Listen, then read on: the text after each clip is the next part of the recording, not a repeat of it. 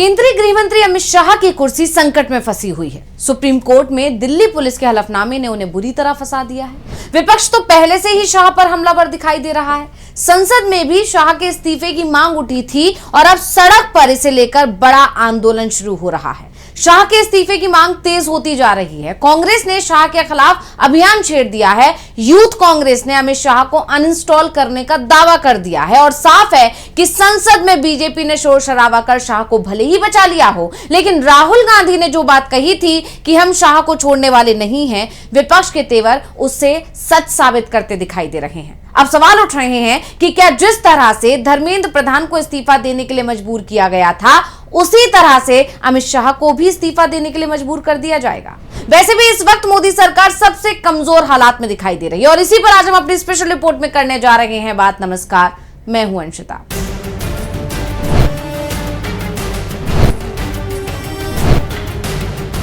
PM Modi के दिमागी नक्सल वाले बयान ने पहले ही बवाल मचा दिया था और उसके बाद किरण रिजिजू ने सरकार को और फंसा दिया। नतीजा यह हुआ कि छात्रों के साथ हुई बर्बरता का मुद्दा अब और बड़ा हो गया है और अमित शाह के इस्तीफे की मांग ने जोर पकड़ लिया है। कांग्रेस की तरफ से अनोखे अंदाज में शाह के खिलाफ मुहिम छेड़ दी गई है और यही नहीं, इससे पहले राहुल गांधी ने भी जबरदस्त पलटवार कर दिया था किरण रिजिजू के बयान पर और पीएम मोदी के बयान पर। उन्होंने बता दिया था कि दिमागी नक्सल वही हैं जिनके पास दिमाग है, लेकिन इस सरकार में बैठे लोगों के पास तो दिमाग ही नहीं है। और अब राहुल के इस पलटवार की हर तरफ चर्चा हो रही है। राहुल जिस तरह से सरकार के हर वार पर पलटवार कर रहे हैं और खासकर छात्रों के मुद्दे पर जैसे उन्होंने इस सरकार को घेरा है और सरकार के झूठ को उजागर किया है, उसने राहुल गांधी को छात्रों और युवाओं के बीच लोकप्रिय बना दिया है। छात्र खुलकर राहुल गांधी की तारीफ कर रहे हैं। अभी झारखंड में जिस तरह राहुल गांधी ने हेमंत सोरेन को चिट्ठी लिखकर आंदोलन को संभाला, उसके बाद तो झारखंड में आंदोलन कर रहे हर छात्र की जुबान पर राहुल का नाम था। हर कोई उन्हें धन्यवाद कर रहा है और जिसकी कई वीडियो सामने आई। और राहुल की बढ़ती इसी लोकप्रियता से तो बीजेपी बेचैन है, उनकी आवाज को दबाने की कोशिश कर रही है, लेकिन बीजेपी को इसमें कोई फायदा नहीं मिल रहा है, क्योंकि जितना बीजेपी राहुल को दबाने की कोशिश कर रही है, उतना ही वो बीजेपी के खिलाफ मुखर हो रहे हैं। और किरण रिजिजू के बयान पर राहुल गांधी ने जबरदस्त पलटवार करके या पीएम मोदी के बयान पर पलटवार करके मोदी सरकार को एक बार फिर करारा जवाब दे दिया है। छात्रों के साथ बर्बरता हुई, ये सबने देखा, लेकिन मोदी सरकार का कहना है कि कोई बर्बरता नहीं हुई। सदन के अंदर अमित शाह तो नहीं आए क्योंकि वो जानते थे कि वहां विपक्ष मौजूद है और वो इतना बड़ा झूठ, यानी अमित शाह इतना बड़ा झूठ नहीं बोल पाएंगे, विपक्ष के सवालों से बच नहीं पाएंगे, क्योंकि राहुल गांधी ने तो घायल बच्चों से मुलाकात भी की थी, उनके साथ प्रेस कॉन्फ्रेंस भी की थी, सबूतों के साथ बताया था कि कैसे दिल्ली पुलिस ने बर्बरता की है छात्रों के साथ। और इसीलिए शाह सदन के अंदर ये नहीं कह सकते थे कि ना किसी को गंभीर चोट आई, ना किसी की जान गई, और इसके लिए दिल्ली पुलिस का शुक्रिया अदा करना चाहिए। इसलिए संसद सत्र खत्म होने के बाद मोदी सरकार ने एक इंटरव्यू में अपने मंत्री से बयान दिलवा दिया। केंद्रीय संसदीय कार्य मंत्री किरण रिजिजू ने जो कुछ कहा, उसके बाद बवाल मच गया और अब राहुल गांधी ने मोदी सरकार को घेर लिया। वहीं बीजेपी के मंत्री की तरफ से बोले गए झूठ का असर यह हुआ कि अब अमित शाह के इस्तीफे की मांग और तेज हो गई है। कांग्रेस की यूथ विंग की तरफ से एक पोस्ट किया गया है जिसमें कहा गया है, कुछ ऐप्स आपके फोन को नुकसान पहुंचाते हैं, कुछ विकल्प लोकतंत्र को नुकसान पहुंचाते हैं। ऊपर से मिले आदेशों पर छात्रों पर पैलेट गन से हमले, अमित शाह को अनइंस्टॉल करने का समय आ गया है। नागरिकों की याचिका में अपना नाम जोड़ें, उनकी बर्खास्तगी की मांग करें।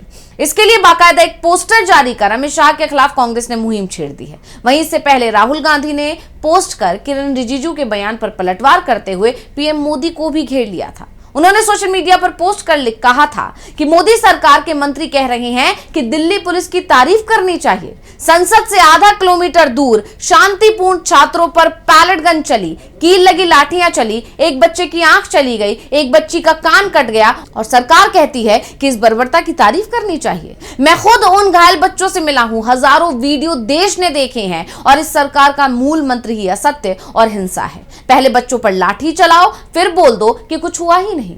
पूरे सत्र लापता अमित शाह विपक्ष से भागते रहे और प्रधानमंत्री ने आज तक छात्रों से माफी नहीं मांगी। सच्चाई यह है कि इस देश के लिए सबसे बड़ा खतरा यही दिमाग से खाली लोग हैं, जिन्हें ना अपनी गलती दिखती है और दिखने पर मानते नहीं। देश के बच्चों से झूठ मत बोलिए, उनके पास आंखें हैं और याददाश्त भी।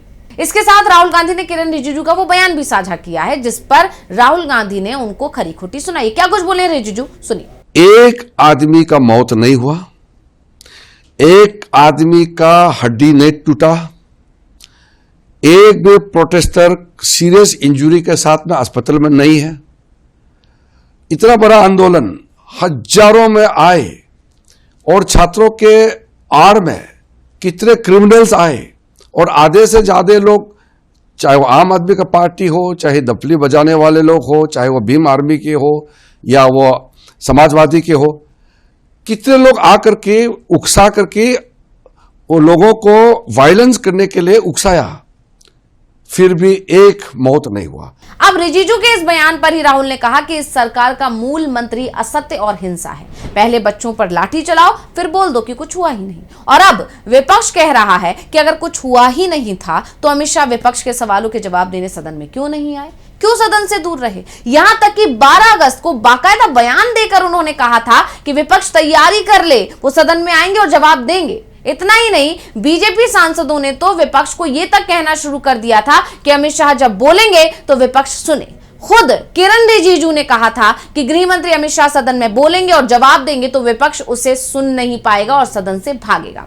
यानी बीजेपी सांसद ने हवा तो बहुत बनाई थी, लेकिन 13 अगस्त को विपक्ष शाह के जवाब का इंतजार करता रहा और स्पीकर ने तो सदन को अनिश्चितकाल के लिए स्थगित ही कर दिया, जिससे साफ हो गया कि ये सब सरकार की साजिश थी। क्योंकि सरकार अगर विपक्ष के सवालों का जवाब देती तो बहुत बुरा फंस जाती, इसलिए जवाब ना देकर बचने की कोशिश की। लेकिन किरण रिजिजू के बयान ने तो बवाल और बढ़ा दिया और अब राहुल गांधी ने सरकार को घेर लिया है। साफ साफ कह दिया है कि सच्चाई यह है कि इस देश के लिए सबसे बड़ा खतरा यही दिमाग से खाली लोग हैं, जिन्हें ना अपनी गलती दिखती है और दिखने पर मानते नहीं। और अब राहुल के इस बयान को पीएम के उस बयान पर पलटवार भी माना जा रहा है जो उन्होंने लाल किले की प्राचीर से दिया था। उन्होंने कहा था कि देश के लिए खतरा दिमागी नक्सल है।